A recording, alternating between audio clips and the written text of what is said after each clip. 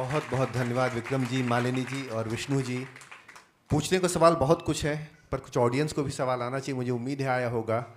तो मैं इस अपने सेशन को मैं मानता हूँ कि बहुत स्टिमुलेटिंग था, बहुत कुछ जानने को मिला। मैं सुकेशी को बुलाऊंगा कि सुकेशी आके मंच संभाल करके ऑडियंस के जो क्वेश्चन आए हैं या डायरेक्ट लेकिन संक्षिप्त रखें, क्योंकि समय सभी के लिए विलम्ब हो रहा है।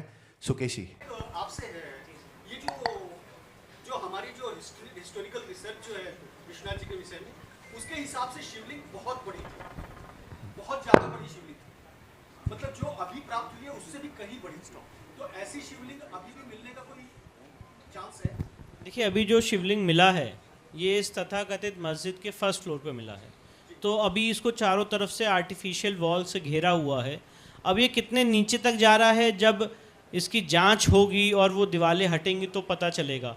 तो अभी ये सारी चीज़ें तो भविष्य के उसमें हैं और उसके जांच के लिए हम कोर्ट गए हुए हैं। तो जब उसकी जांच होगी तो क्लियर होगा क्या स्वरूप है इसका।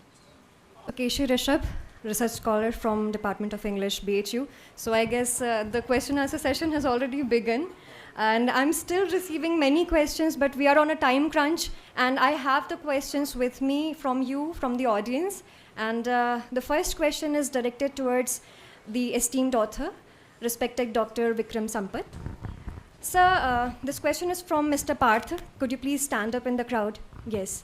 So we have seen in the past few decades that many histories have been rewritten, as we realized that those historical narratives were not really objective facts, but they were just biased and one-sided perspectives of the people writing those histories. So as students, how do we, like, which history is to be believed?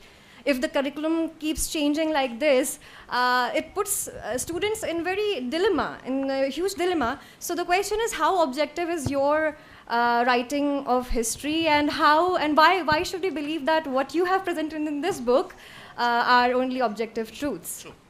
Thank you for that lovely question.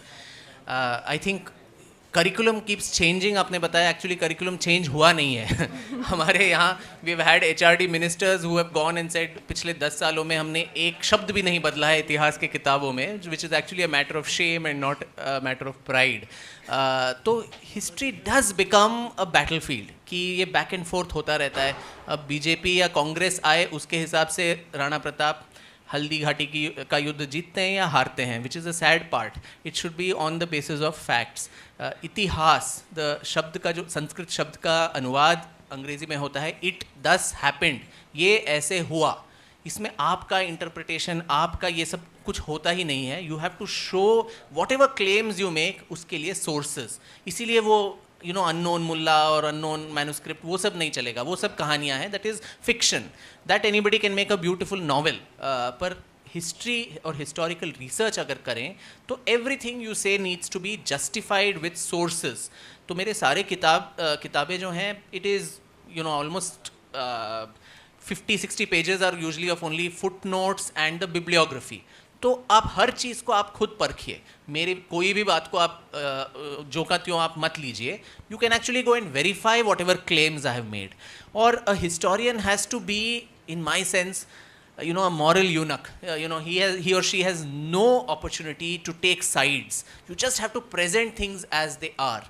Interpretative and particularly political, ideological, with today's standards, today's political correctness, वो सब if you start doing, then the history and historiography suffers. Now, there have to be multiple narratives in history.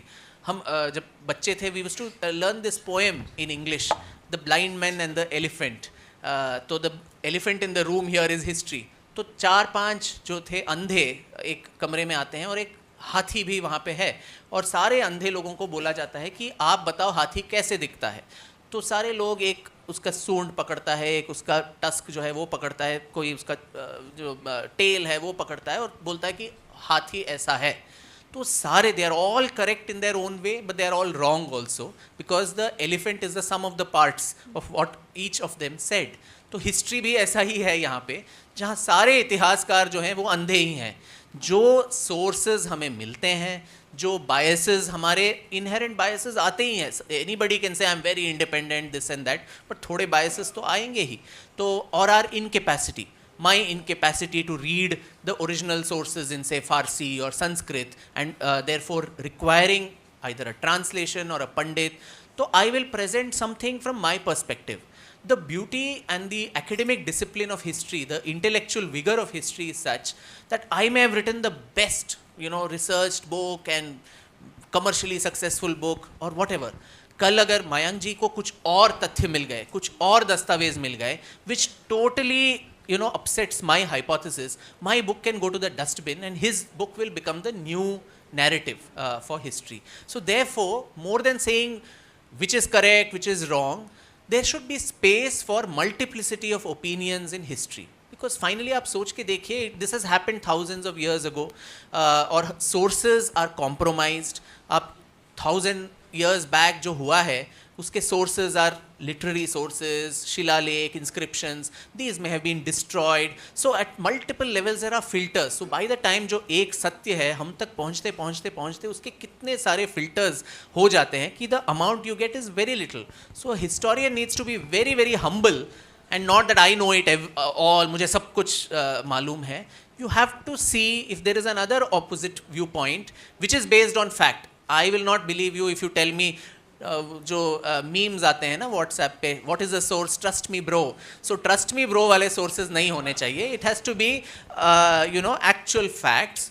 If something else is there you have to allow that. I think the problem in Indian historiography, particularly after independence, is that there has been a monopoly of only one stream, which is a hegemonic Marxist historiography, which has not allowed other schools of history, the nationalist school of historiography, all of that to come forward.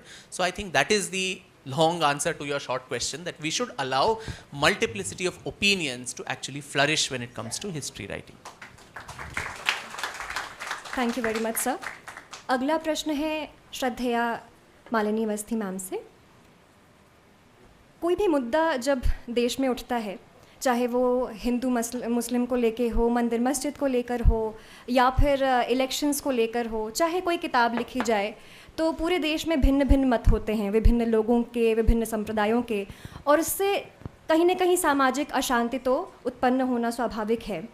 तो किसी मुद्दे से उत्पन्न जो भी सामाजिक अशांति होती है उसको नियंत्रित करने के क्या तरीके हैं? ये सवाल पूछ रही हैं सुश्री शर्वाणी मिश्रा.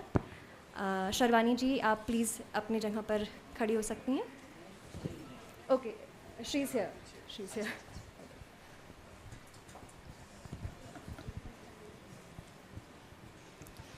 इनके उत्तर में मैं उनका भी उत्तर साथ में समाहित करके दे रही हूँ, जो विक्रम ने इतने विस्तार में बताया. एक छोटी सी बात है कि उन्होंने पूछा भी था कि हम किस इतिहास पर विश्वास करें. जब एक स्वतंत्र आज़ाद देश में छात्रों को आक्रांताओं का इतिहास पढ़ाया जाए और देश के पराजित नायकों के शौर्य गाथाओं को इरादतन छिपा लिया जाए, तब क्रोधित होना अनिवार्य है. और यदि उस क्रोध से हलचल होती हो तो होनी चाहिए. राम ने यदि धीरज रखना सिखाया तो वही युद्ध करना भी विनय जब वो करते हैं समुद्र के सामने, और उसके बाद वही एक ही समय पूरी राम कथा में क्रोध एक ही समय किया है राम ने. तो वो भी भय बिन होए न प्रीत, क्रुद्ध होते हैं और उनके क्रुद्ध होने से सीधे समुद्र आ जाते हैं ना अपने उसमें. तो ये एक मुझे लगता है कि बड़े बूढ़े बुजुर्ग संस्कार में हमेशा हम लोग को बताया गया है कि हर बात का विवाद आपसी बातचीत से, आपसी वार्तालाप से सुलझाएं. लेकिन कभी कभी यदि बात न अगला समझ रहा हो तो स्पष्टता से बल्कि ज़ोर से बात कहनी चाहिए. और यदि आप सत्य के साथ खड़े हैं तो सत्य की पहली शर्त यही है कि यदि निडर होना अनिवार्य है. और ये जो अभी विक्रम बता रहे थे कि आप जब सत्य के साथ खड़े होते हैं और निर्भीक होते हैं तो उसके बहुत सारे आपको इनाम भी मिलते हैं. उन इनामों को सहने का फिर आप पे पराक्रम भी होना चाहिए. वो तो आपकी परवाह होती नहीं ना फिर उसकी. तो मुझे लगता है कि इन चीज़ों का सबसे सुंदर हल करने का तरीका बातचीत है, आपसी सौहार्द से, लेकिन ना समझे और आप सत्य की रक्षा के लिए खड़े तो बिना भयभीत होकर अपनी बात कहिए। अप्रिय बात हो सकती है, चार को बुरी लग सकती है, लेकिन आप यदि ऐसे दोराहे पे खड़े हैं जहाँ पर आपका सत्य असत्य इतिहास में परिवर्तन डालेगा, तो आप देश का साथ दें, इतिहास का, सच्चाई का साथ दें। धन्यवाद ma'am. The next question is addressed to Vikram sir and Vishnu Jain sir both. So, lakhs of Hindu temples are under state control, while other religious denominations like mosques and churches, they're autonomous. They're still autonomous. So, what are the repercussions of such kind of government interference over Hindu temples? So, Vikram sir, I would like you to, I would please request you to enlighten us with the history of Hindu temples and state control. Like, how was it in the beginning, and what are the situations now, and is there any possibility of any future change? And Vishnu Jain sir, please shed some light on the legal aspect of this issue. What are the existing laws regarding state control over Hindu temples, and what are the amendments that should be made, and how is it constitutional even? I mean, our constitution gives us the right to equality, but this clearly shows inequality. So, can you please? The question is, I would like to state, the question is from Kalyani Chaudhary. Kalyani Chaudhary, please stand up in your place. Yeah.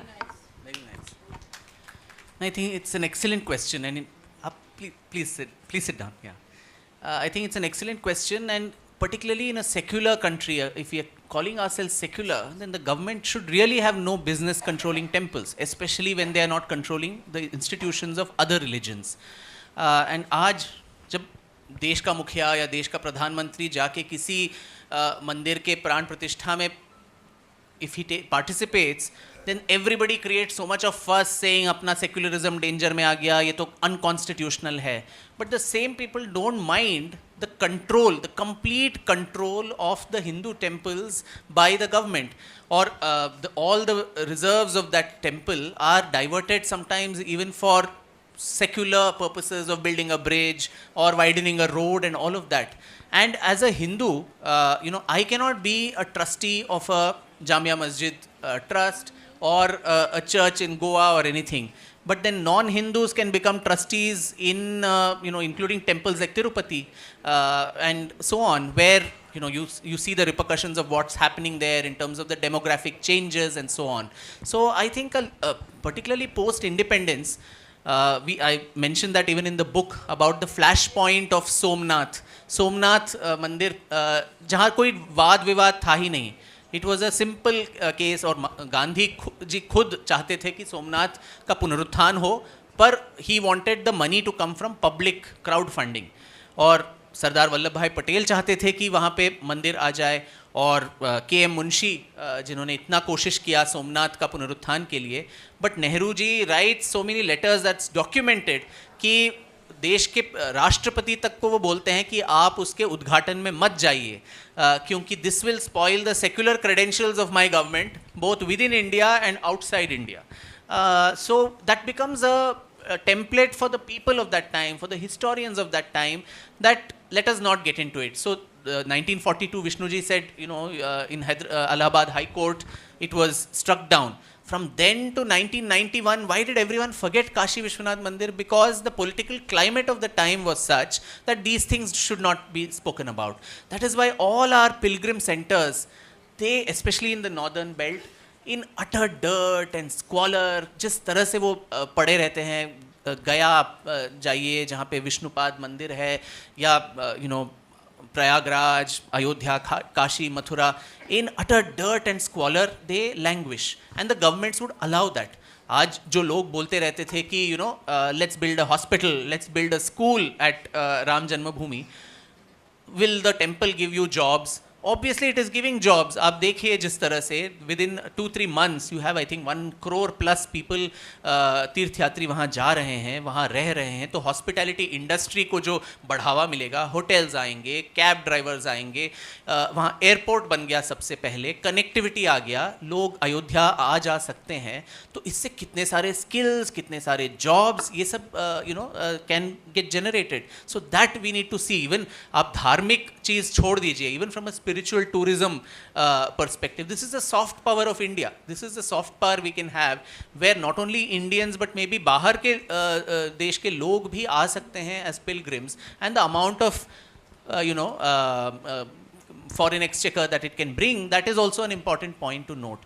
But the British understood, the Islamic conquerors, they broke the temples. The British did not do that. They started establishing these endowments, acts and so on, trusts to capture all the wealth of the temples, which would have people of their dispensation. Or the temple was not just a place of worship. The temple economy भी एक चीज़ है, and temple was also an important source of social and cultural regeneration. Whether it is production of knowledge, production of art, culture, dance, music. So all of that starts going away if the temple vanishes or its importance diminishes. And so I think that is why all of us should really urge the governments of the states and also of the center that Hindu temples should be finally freed from government control. When all other communities can run it, why is it that only the Hindus are not trusted for this? और ये बोला जाता है कि जब तक आप जाति प्रथा ये सारी चीज़ें आप निर्मूलन नहीं करेंगे, हम आपको मंदिर कंट्रोल नहीं देंगे. The same yardstick is not applied where you don't say polygamy, triple talaq, ये सब सारी कुरीतियाँ, सामाजिक कुरीतियाँ जब तक नहीं जाएं, हम आपको मस्जिद कमेटी नहीं देंगे, वो नहीं होता. सो द पक्षपात जो हो रहा है, and which is by Anand Ranganathan, I think in his book he says Hindus in Hindu Rashtra we are 8th class citizens in this country, which is I think unfortunately true.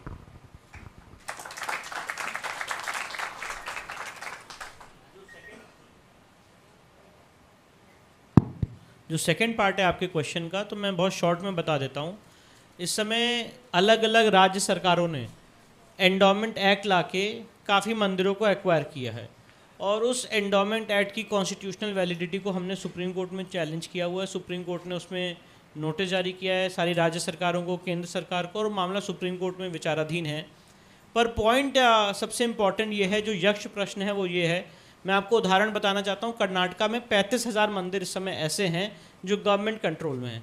सबसे बड़ी इसमें जो मार्वलस बात है वो ये है कि जितने मंदिर जिसकी इनकम बहुत ज़्यादा है वही मंदिर गवर्नमेंट कंट्रोल में हैं.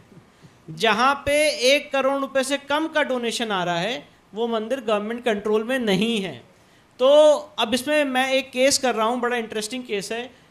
एक मंदिर है कर्नाटका में, हनुमान जन्मभूमि, जो कोपल डिस्ट्रिक्ट में आता है, अंजनाद्री हिल्स कहते हैं, जहाँ ये माना जाता है कि जब बजरंगबली ने अपना जन्म लिया था तो वहाँ के रामानंदी संप्रदाय ने उस मंदिर को अपने तप से, अपने पूजा पाठ से उस मंदिर को जागृत किया. वहाँ के जो पंडित जी थे उन्होंने सीढ़ियाँ बनवाई कि दर्शनार्थी आ सके, पहाड़ पे पूजा कर सकें. अब जैसे ही वो मंदिर जागृत हो गया और मंदिर में डोनेशन आने लग गए, वहाँ पे एंट्री हो जाती है 2018 में HD कुमारस्वामी गवर्नमेंट की, और उन्होंने उस मंदिर को तुरंत एक्वायर कर लिया. अब एक्वायर होने के बाद ये हो रहा है, और इसीलिए मैं एक्विजिशन के खिलाफ हूँ. एक्वायर होने के बाद ये हो रहा है कि सरकार अब एक एफिडेविट देती है कि इतना चंदा आया था और इतना चंदा हमने रखा हुआ और इतना हमने खर्च कर दिया as per the endowment act अपने अधिकारियों पे उसको मेंटेन करने के लिए. अब इसका कोई गवाह नहीं है, कोई प्रूफ नहीं है. अगर 2.5 करोड़ रुपये चंदा आया और आप कह देंगे 50 लाख आया है तो उसका कोई प्रूफ नहीं है. तो एग्जाम्पल, इसलिए अब दूसरा प्रश्न ये उठता है, तो मेरा ऐसा मानना है कि जो लोग ये डाउट करते हैं, एक शिवायत जिसे कहते हैं पुजारी और देवता के बीच में माँ और बच्चे का रिश्ता होता है. आप जब भी मंदिर को एक्वायर करते हैं सबसे पहले गवर्नमेंट उस रिश्ते को तोड़ती है इस आधार पे कि उस मंदिर में बहुत ज़्यादा डोनेशन आ रहा है. जो हमारे ट्रेडिशंस हैं, आज क्या 1950 से पहले जितने एंडोमेंट एक्ट आए इस देश में सब 1950 से उसके बाद आए हैं. 1950 से पहले भी मंदिर चल रहे थे और बहुत ही व्यवस्थित चल रहे थे. तो सारे जो लोकल ट्रेडिशंस थे उसके हिसाब से मंदिर चलाए जा रहे थे। तो मैं तो ट्रेडिशंस का पक्षधर हूँ और मैं ये मानता हूँ कि हर एक मंदिर जो वहाँ के ओरिजिनल ट्रेडिशंस हैं, जो वहाँ के शिवायत है, जो वहाँ के पुजारी हैं, वो उनके पास रहना चाहिए और जो मंदिर का चंदा है उसको ऐसे संग्रह करना चाहिए कि टॉप से बॉटम तक हर एक मंदिर को अच्छे से मैनेज किया जा सके। आप अभी राम मंदिर का उदाहरण देखिए, कितने अच्छे से ब्यूटीफुली उसको मैनेज किया जा रहा है। काशी विश्वनाथ मंदिर का मैनेजमेंट हो रहा है। तो जैसे ही आप मंदिर को एक्वायर करते हैं तो वहाँ पे प्रॉब्लम शुरू हो जाती है। और मैं पूछना चाहता हूँ, कोई नहीं ऐसे किसी मंदिर को एक्वायर करता है जहाँ पे फंड्स नहीं आ रहे हैं। अगर मंदिर एक्वायरी करना है और मंदिर के मैनेजमेंट में इतना इंटरेस्ट है तो जहाँ पे फंड्स नहीं आ रहे उस मंदिर को एक्वायर क्यों नहीं किया जाता है? ये विश्वनाथ मंदिर भी तो एक्वायर्ड किए थे। हाँ बिल्कुल एक्वायर्ड है, बिल्कुल एक्वायर किया था यूपी काशी विश्वनाथ एक्ट 1983 के द्वारा। अभी जो चल रहा है वो भी गवर्नमेंट ने एक्वायरी किया। नहीं, यूपी काशी विश्वनाथ एक्ट है yes yes you are right, UP Kashi Vishwanath act 1983 के द्वारा इसको एक्वायर किया गया है। पर सवाल ये है कि जब तक जो हम लोग व्यवस्था कायम करना चाहते हैं, जब तक वो व्यवस्था कायम नहीं हो जाती तब तक ये व्यवस्था चल रही है। पर अल्टीमेटली हम भी ये चाहते हैं कि ट्रेडिशनल जो सिस्टम है उसमें हम जाएं और उसके लिए समाज जागृत हो और उसके अंदर एक चिंतन आए। Thank you very much, sir.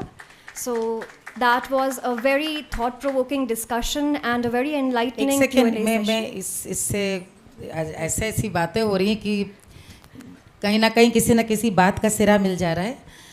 आपकी एक बात को सुन करके मुझे ऐसे न जाने कितने अपने जीवन में ऐसे अनुभव याद आ रहे हैं जहाँ पर मंदिरों के आपस में पंडों के पुजारियों के पंडितों के झगड़े में सरकार को बुलाकर कहा गया कि भाई आप बीच में पढ़िए। दोनों पक्ष हैं। देखिए, सरकार को बीच में कहा गया आप पढ़िए क्योंकि ये सब कुछ नहीं करते, पैसा खा गए, ये हो गया वो हो गया। और आप जानते हैं कि मनुष्य क्या वो है 50 जगह अच्छे से चल रहा है तो 50 जगह गड़बड़ भी हुआ होगा। अंग्रेज़ों के इस पूरे लॉ को यहाँ बदला नहीं गया, वैसा ही का वैसा लॉ चल रहा है तो सरकार ने अधिग्रहण कर लिया। मुझे याद आ रहा था, आज मैं विक्रम को दिखला रही थी जब स्वर्ण अपना कलश, ये 98 की बात है। उस समय सौरभ चंद्रा जी यहाँ कमिश्नर थे, मंडलायुक्त, और हमारे पति थे यहाँ पर डीएम। तो ये बात उस समय भी आई कि भाई इतना चंदा आता है, इतना पैसा आता है, कहाँ जाता है। उस समय अपने महाराजा बनारस थे जी, वे उस समय थे अनंत जी के पिताजी जी, तो जी विभूति नारायण सिंह जी जी। तो ये हुआ कि जब ये एक साथ ही ट्रांसफ़र का हुआ कि वो भी जाने वाले हैं ये भी जाने वाले, इन लोगों को पता था दोनों का तबादला होने वाला है। तो चूंकि इन लोगों ने काफ़ी सख्ती करके मंदिर काफ़ी व्यवस्थित किया था तो पता चला कि काफ़ी धन इतना आ चुका है। और वो सारे जो एक पक्ष मंदिर का बार बार ये कह रहा था, मैं आज खुल के बता रही हूँ बात, कि ये फिर ऐसे ही ख़त्म हो जाएगा, कोई लिखा पढ़ी नहीं है, ये कहाँ जाएगा, किसके उसमें जाएगा, इतना विवाद था।